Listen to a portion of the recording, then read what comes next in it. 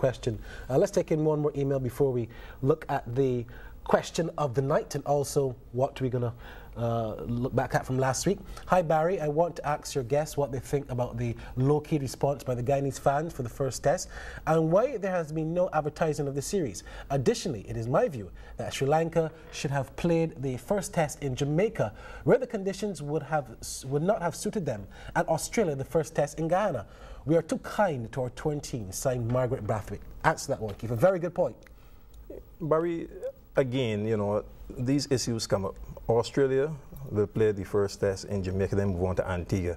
You look at the fact that there are only 2 tests, and sometimes the West Indies board may consider the Asian background in terms of having fans coming out.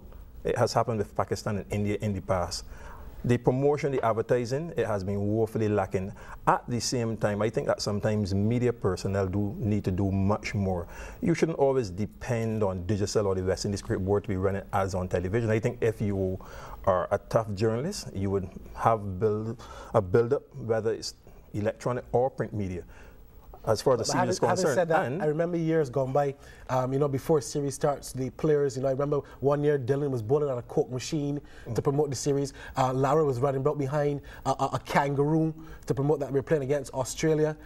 There is usually a general build-up and a marketing theme which has been sadly lacking, Keith. I don't think that's an excuse. But Barry, there are also other factors. I think that the economy of Guyana now has reached such a stage that there were no volleyball commentaries on radio. I mean, in Guyana, there were none. In Guyana, unheard of.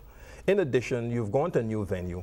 You know, Guyanese for so many years just felt that border was the place. And then the prices, only today, that actually came down where you were paying 500 Ghana dollars, you know, $2.5 US to enter. Well, it should have been in sharp contrast to the first couple of days. Crowd. And then it's at Easter weekend. So all of these factors coming into the picture. And Hindi, you were there last year when West Indies played in the World Cup against Sri Lanka. Yeah. And that was a one-day game, mind you, when you were making the comparison. But still, you know, Barry, if you're going to have that interest, I think it is also incumbent on media to do their part.